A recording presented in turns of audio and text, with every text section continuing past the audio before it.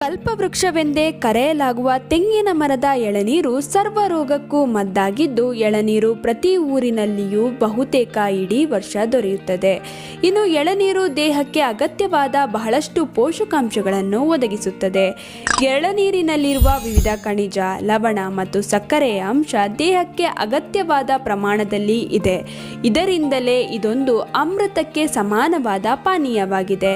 ಇನ್ನು ಹೆಚ್ಚಿನ ದೈಹಿಕ ಶ್ರಮವುಳ್ಳ ಕೆಲಸ ಮಾಡುವವರಂತೂ ಪ್ರತಿದಿನ ಒಂದಾದರೂ ಎಳನೀರು ಕುಡಿಯುವುದು ಆರೋಗ್ಯಕ್ಕೆ ಉತ್ತಮ. ಇನ್ನು ಎಳನೀರನ್ನು ಕುಡಿಯುವ ಸರಿಯಾದ ವಿಧಾನ ಹಾಗೂ ಸಮಯವನ್ನು ತಿಳಿದರೆ ಇದರಿಂದ ದುಪ್ಪಟ್ಟು ಆರೋಗ್ಯ ಲಾಭವೇ ನಮ್ಮ ದೇಹಕ್ಕೆ ದೊರೆಯುತ್ತದೆ. ಹಾಗಿದ್ರೆ ಇವತ್ತಿನ ವಿಡಿಯೋನಲ್ಲಿ ಎಳನೀರು ಕುಡಿಯುವ ಸರಿಯಾದ ವಿಧಾನ ಯಾವುದು, ಸರಿಯಾದ ಸಮಯ ಯಾವುದು, ಯಾರು ಎಳನೀರು ಕುಡಿಯಬಾರದು, ಯಾರು ಎಳನೀರು ಕುಡಿದರೆ ಉತ್ತಮ ಎಂದು ತಿಳಿಯೋಣ. ಮೊದಲಿಗೆ ಎಳನೀರು ಕುಡಿಯುವ ಸರಿಯಾದ ಸಮಯದ ಬಗ್ಗೆ ತಿಳಿಯೋಣ.